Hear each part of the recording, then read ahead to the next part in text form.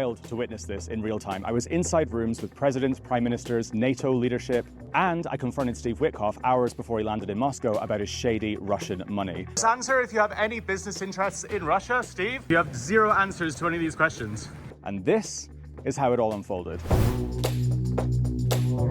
So Davos is about 2 hours from Zurich, and most people arrive by train, like I did. And it's wild. Before you see a single billionaire or politician, you see radars and surface-to-air missiles bolted into the mountains. And I was told this is one of the most fortified Davos events so far. And that's because the world is in a more dangerous place than it's ever been. And I didn't realize this until I arrived, but all of the shops, all of the cafes, the entire high street gets completely gutted and totally replaced with new facades, new interiors, just for these 5 days. This costs millions of dollars. So what... Wow. Eles investem muito mesmo nessa organização. Would be a normal Timberland store or a high street cafe would then be rebranded into what is called a house. And it's basically geopolitical cosplay with champagne and caviar. And this year there were a bunch of AI houses, tech startup houses, and basically companies that are getting started that want legitimacy on the world stage. So they spend millions of dollars so that world leaders, politicians, major journalists who are walking down the promenade can see their branding, see their name, they can buy legitimacy. But there's one country that no longer has a house. In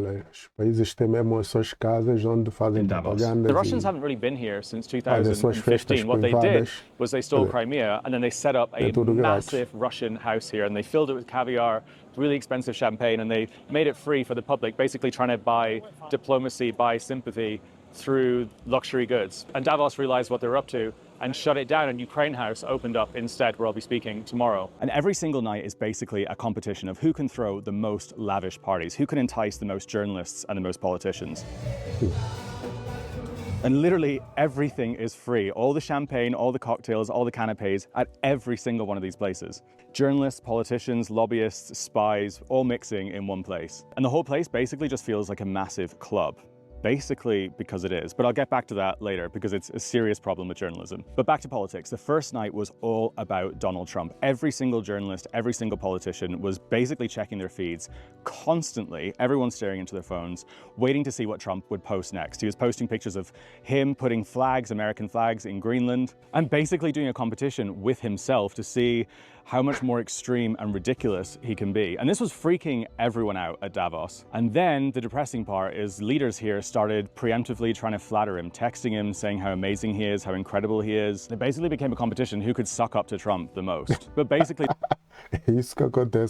diplomacy here was reduced to anxiety management. So that was the first night. And then Trump arrived. Tonight, President Trump leaves for Davos, Switzerland, where he will push his America First message at the World Economic Forum's annual... I had never seen anything like this. Multiple helicopters all coming into this airfield, heavily fortified, and an entourage pulls up. And it was so anticipated that there were literally politicians and journalists and diplomats like fighting their way to get into this room. People that would normally be incredibly civil, probably something that's never happened at Davos before. I was talking to some of the politicians at the time and they were like, people were literally like wrestling past each other to try and get into that room to see Donald Trump. So suddenly you had all these journalists and politicians who couldn't get Donald Trump o maior celebridade da atualidade. Access to the room, scrambling down the promenade, trying to find somewhere to watch the live stream. And I happened to be in Ukraine House when this was happening, which was fascinating because I got to see the reaction from politicians, from people in media. People were genuinely not believing what they were hearing. They called me daddy, right, last time?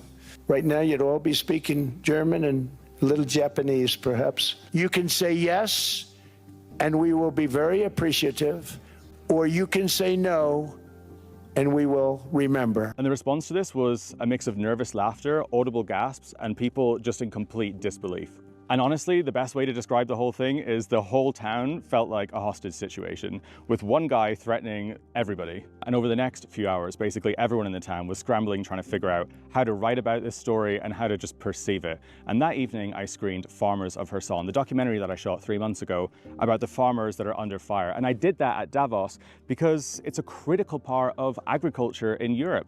Farming being under attack affects food security And if I could put that film in front of politicians all across the board, Republicans, Democrats, hopefully it would have an impact in people realizing the damage that Russia is actually doing. And it went down incredibly well. There was lots of tears in the room, but people loved it. And Wednesday night is meant to be one of the biggest nights of the whole week. It's when the president arrives and it's when everyone goes out to all the bars. But yeah, I head to bed early because the next morning I get an invite to a super exclusive breakfast. There's only a tiny handful of seats. And right ahead of me on this stage is unbelievable to see, just meters away is the head of NATO, multiple prime ministers. But this was fascinating because these kind of rooms are where the real conversations happen. As you can see, we have a galaxy of heads of government here. But one guy on the stage who was particularly interesting was the Prime Minister of Belgium. Belgium, which last year increased the amount of Russian gas that they've been buying. He's also been against freezing Russian assets. So he stood up and gave a speech about this. You cannot just take somebody's money. We're not at war with Russia. Europe is not at war with Russia. You cannot simply confiscate money. That is an act of war. Which was actually wild to see, because while he was speaking, I was sitting next to Bill Browder, who is one of the architects of some of the best sanctions policy to get Russian assets to Ukraine. And he was just looking furious the entire time. And I was sitting there planning how I could confront this guy about why he's taken such a pro-Russian stance. But then Steve Witkoff enters the room. And the host, who is a friend of mine, Fareed from CNN, asks him to give a speech, an impromptu speech. Ladies and gentlemen, I'm going to break from the program on stage because we have a very special guest with us. We have President Trump's representative, one of the most important members of the Trump administration, and the point man, certainly on the discussion of how to negotiate some kind of settlement, Steve Witkoff.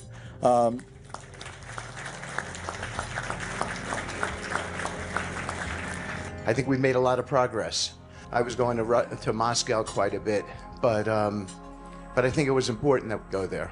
And he stands up and he says proudly that he's going to Moscow that evening to finally strike a peace deal. His 7th trip to Moscow, by the way, with Vladimir Putin. And this is in front of the mayor of Kyiv. This is in front of some of the soldiers who have literally been fighting in Pokrovsk and full of Ukrainians. He puts out constant Kremlin propaganda. He says that the referendums that have been carried out at gunpoint in occupied territories are legitimate. Donbass, yes. Crimea, there have been referendums where the overwhelming majority of the people have indicated that they want to be under Russian rule. These are Russian territories, that there are referendums that justify these actions. And while he's speaking, I remember reading a report in Byline Times about his dodgy finances linked to Russia, basically showing evidence that his real estate company had direct financial ties. And I was sitting there checking my phone to see if anyone had confronted him about this in person, and there were 0 results. And he had just done a flattering hour-long piece with Bloomberg at Bloomberg House. We look forward to your speech, and we thank you for your time. Thank you, We know you're Anne-Marie. incredibly busy. You have tons of negotiations on the sideline here at the World Economic Forum. Of course, that was the president's special envoy, Steve Witkoff. And they didn't mention a single thing about it. And this is critical. You cannot sit